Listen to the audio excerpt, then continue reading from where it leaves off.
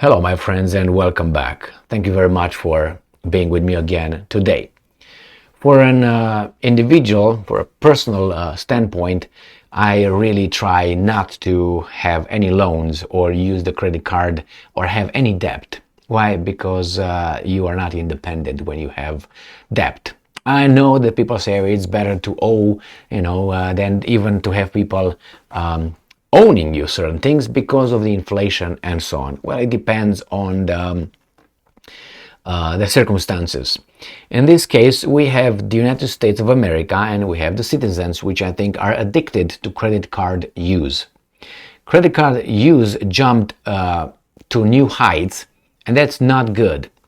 I understand if you use the credit card and you pay it off.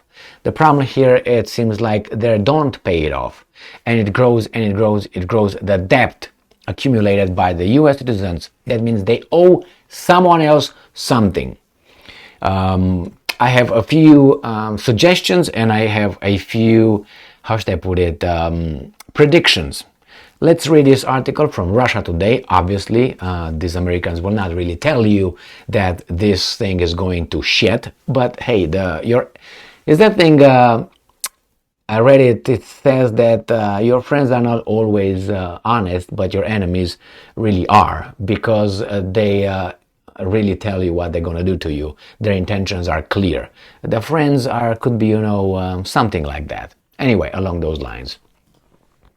So Russia Today, July 25th, 2023. American credit card debt soars at fastest pace in 20 years, research says. Another interest rate hike from the US Federal Reserve this week would push borrowing costs even higher. Credit card debt in the US grew in the first quarter of this year at its fastest pace in 2 decades, a recent report has suggested. In the first quarter of this year, total credit card balance rose by more than 17% from a year ago, making the largest annual jump in at least 20 years, independent investment research and online financial media company Hedging has reported, citing data from the US Federal Reserve. So, as of last week, the average interest rate of new credit cards stood up at 20.82%, 21% compared to just over 12% a decade ago, according to Fed data. That's not a good thing. Not a good thing. Americans now hold a record amount of credit card debt, nearly $1 trillion. It's $988 billion, according to Federal Reserve data released in June. Financial experts believe the debt keeps piling up, in part because high inflation has been forcing households to lean more heavily on their credit cards to cover monthly expenses. That means they can't pay.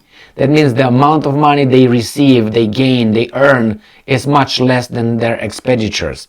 So they want more stuff or they need more stuff, and they can't cover it with how much money you make. I remember when I was in the communist times, my parents would receive the money cash. That's all you got. And you pay for that, pay, and you see there's no more. No more. That's it. No more. Here you had a credit cards, and you don't even look at the balance. Oh, I can afford, and I will explain.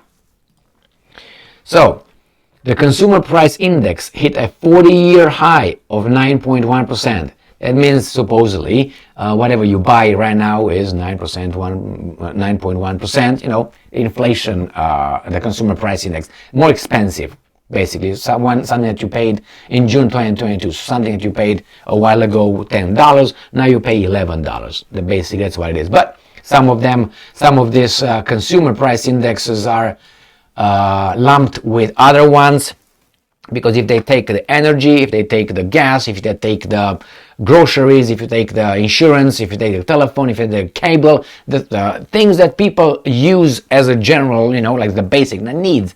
I don't care about the gold or diamonds of that, because I don't use it. But they put certain things in there. But if you take the groceries and the basic needs, I think is more than 91% on direct experience. I go and buy gas, I go and leave, I pay certain things. So I think that's kind of like misleading. I don't think it's reported over there as being big enough as it would be. But hey, they know better. Inflation has cooled since then, having dropped to 5 to 6% in the first quarter of this year and to 3% in June. The drop in inflation has come after the Fed has hiked rates 10 times in just over a year. That's one thing, and that's very, very interesting that they're talking about, the loans that have a fixed amount of time that you have to pay it versus the credit card that you don't have a limited time to pay it off. So let's say you go and get a mortgage, it's a set number of months, years. You work on months, 36, whatever, 72 or whatever, 5 years, 6 years, 2 years, 30 years, whatever you take it for. And that the bank sets installments. So you have to pay each month this, and eventually you're gonna pay it off, obviously much more than you borrowed. But it's already it's planned. With a credit card, you use the credit card, let's say you spend $5,000 and it comes with a minimum payment of, let's say, $80 a month. So if you keep $80 a month, supposedly you're gonna keep the same amount that you owe. But if you add, the minimum is gonna grow, so let's get to $12,000. You use the credit card, let's say, or $15,000, you use the credit card, and you'll receive, $200 minimum. If you keep it at $200, you pay the $200, that's $15,000 that you owe to the credit cards. It's gonna stay there forever. The problem is not gonna be forever, because if you remember, if people come and they give you money, they usually give you a deadline. You can't just die with $300,000 in debt. Okay, there's gonna be a stop when you have to pay it off. And what happens when you don't pay off your debt? They arrest you. You're going to end up in jail, or something happens, or Biden administration will forgive you. Or they would forgive you only some. Not all of us, some. I don't have a credit card debt, just so you know. 0. All right, that I don't think I ever had. I mean, it was a time when obviously I needed it for about a short period of time, but then paid it off, and that's it. That's how I go. Pop. I use it for certain perks, but I don't have anything. I don't pay the minimum. I pay the whole amount. I don't like being on debt. Sometimes you have to. You can't just go and buy a property, let's say with $300,000 or $400,000 or something like that, cash. You don't really have that opportunity. You pay maybe half. You pay down, let's say $100,000 on it, and you borrow the rest, and you try to make early payments so you don't pay too much interest. So here it is, my friends. With this kind of economy, things will all grow, because this is a compound interest. So it's very hard to get out of it. Very, very hard to get out of it. And then we'll have a lot of people starting claiming, well, I'm in debt, what should I do? Governments help me. How is the government going to help you? This country doesn't work on a benefit. It works on a deficit. So how is it going to help you? I mean, it spends more than it earns. The same as each and every individual. I include myself as a U.S. citizen, we spend more than we earn. And then in the end, we cannot pay whatever we're not going to be given any more loans or anything. The credit card is going to be blocked. You can't pay it. You're going to max them, and what are you going to do? You're going to be a financial slave.